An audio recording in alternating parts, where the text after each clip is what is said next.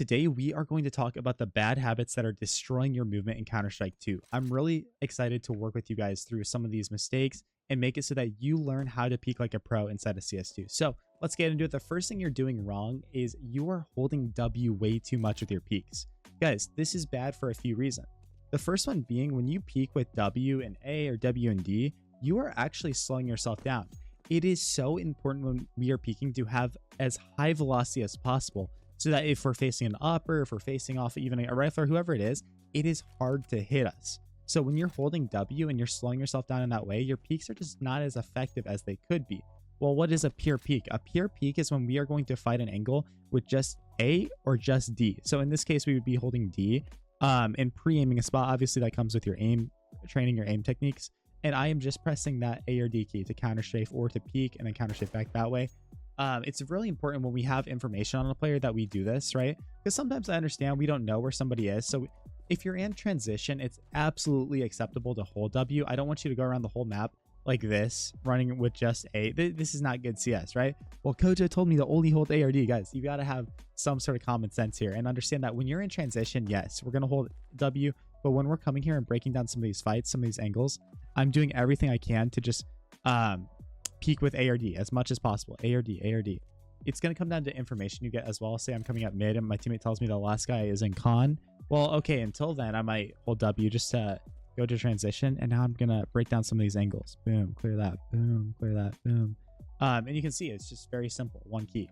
Now, I'm going to get to teaching you guys about a bunch of other techniques, tips, and tricks, but first I have to give you a message about the sponsor of today's video. This video is brought to you by SkinsMonkey, the best CS2 trading site out there. Swap out your low-quality skins for fresh new ones using all of their trade features. I love the filters that you can use to get the exact skin that you desire. I have personally used SkinsMonkey to build my inventory over the years. Right now, use my code CoJo at the checkout for an insane 35% deposit bonus. The best part is that you will receive a $5 bonus by clicking the link in the description.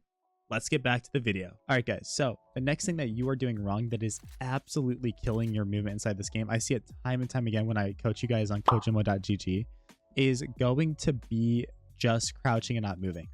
Crouching is such an effective tool inside of this game, and I'm going to teach you what you're going to do, right? But first, this is what you're doing.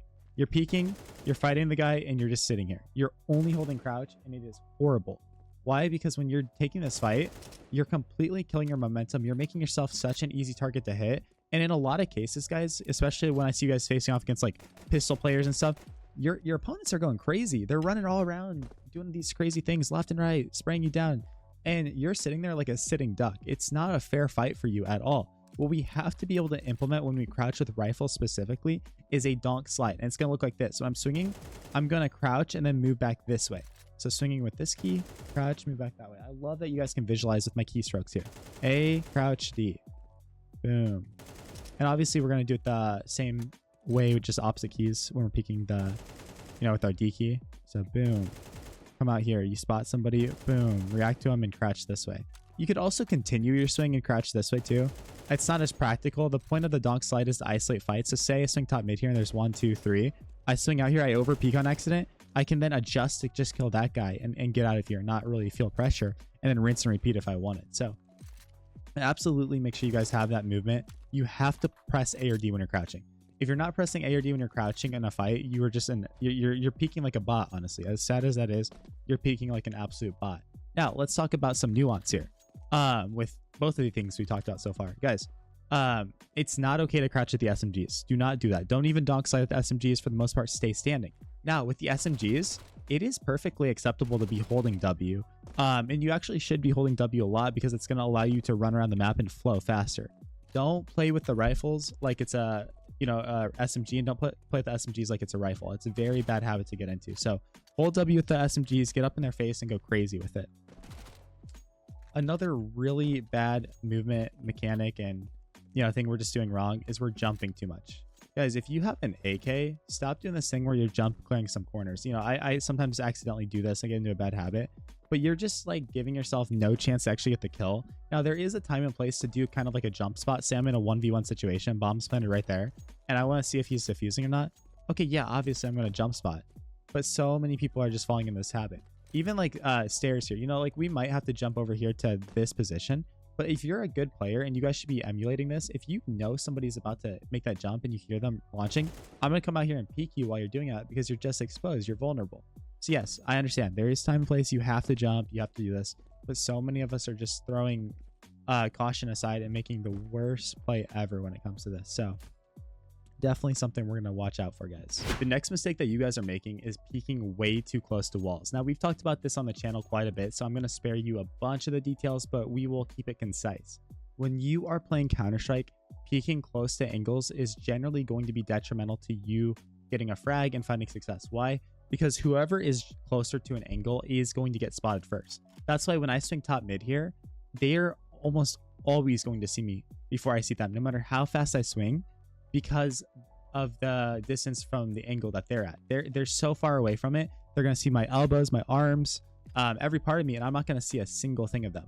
Now, this isn't just a Counter-Strike thing. This is a real life physics, or, you know, geometry, math, whatever you want to call it, concept as well. And I'm sure in the military they talk about this, because peeker's advantage is one thing, but also angle advantage is huge. So when possible, hold angles deep like this. Also, like, that's why if I was holding mid, I would never hold this, because my whole arm is sticking out. Even my legs are probably sticking out to someone peeking up there, top mid, right? So everywhere you play, utilize this concept. Don't peek up here. Peek back here to take these fights. Don't peek cat super close. Peek deep. Now, there is Xantaro's peek. There is counterintuitive way to play like this, but generally for 99% of you, understanding that concept is going to help you grow and become a better player. Now, a mistake that I just can't stand seeing in you guys is peeking with fear. You guys are just so fearful when you're clearing angles. To me, this happens a lot when I'm in B apps, because I get overwhelmed. I don't know what I'm trying to clear. So what ends up happening, I just sit here and I'm like, oh, dude, like, I don't even know. And I'm kind of just like doing this horrible crosshair placement, horrible movement where I'm just shuffling and coming out here. Now, it's one thing to be very precise and, you know, thorough with the way you're clearing things. And that's absolutely okay, right? So that's 100% acceptable. And then it's another thing to be timid and scared. If you notice that you're scared, take a deep breath, take a moment to chill, and then get ready to walk through some easy steps. Like if I'm coming out ramp here, instead of doing this like horrible like peeking where I'm just like, you know, peeking close to walls and kind of just jiggling and doing, no, sit out here and go, okay, holding stairs. So what do I want to go to next? I need to clear close ramp. Okay, close ramp's clean. Let me look bench. I'm going to go look triple now, right? I'm going to get up on this ledge before I do that. Clear triple. Okay, triple clear. Now let me go crouch peek CT. Okay, CT clean. Let me clear close. Boom, close clean. And you come out here, and even if your peaks are bad, you're at least giving some intention with it. It's horrible when we have no intention and we don't know what we're doing. Versus the player that it maybe is a little like brain dead, isn't the smartest player, but he just swings and goes crazy with it. So definitely a very good thing to start implementing, and be very certain, be very precise with our peaks and clears. I would recommend a lot for you guys to bind jump to space, or from spacebar to mouse wheel, by the way. That's a big thing that I see a lot of players not having. It's going to hurt your movement because you're not going to be able to actually strafe and take advantage of that as easy. So I find having jump on scroll wheel is huge if you can commit to that change. It's a little awkward at first, but you'll get used to it and it'll be like second nature by no time. Let's finish this video with a good habit though. A good habit that high level players have is they are always moving while they're fighting. We talked about the donk sliding earlier, guys, but you could be standing and implement movement. And you see, I kind of got punished by inaccuracy a little bit there, but if you understand what you're doing and you can spam A and D, it is such a scary looking fight to the opper, to the, you know, other player that you're fighting. You know, maybe someone's opping here and I'm just going back and forth. It's good on spray control too, like when you're spraying down multiple targets to do that, implement spamming. Again, all it's doing is just shifting your body back and forth a little bit and making it really confusing to fight you. So please implement some of these tips, some of these tricks. I appreciate you guys so much. If I sounded off in this video, I just had surgery down my mouth, so I'm a little out of it. Regardless, guys, thank you so much for your love. Thank you so much for your support. Please check out my Twitch streams. I'm there every single weekday for you guys. We have a party over there. It's always a good time, and I just love spending time and working with you. So keep working hard, keep doing our thing. I'll catch you in the next video. Peace out.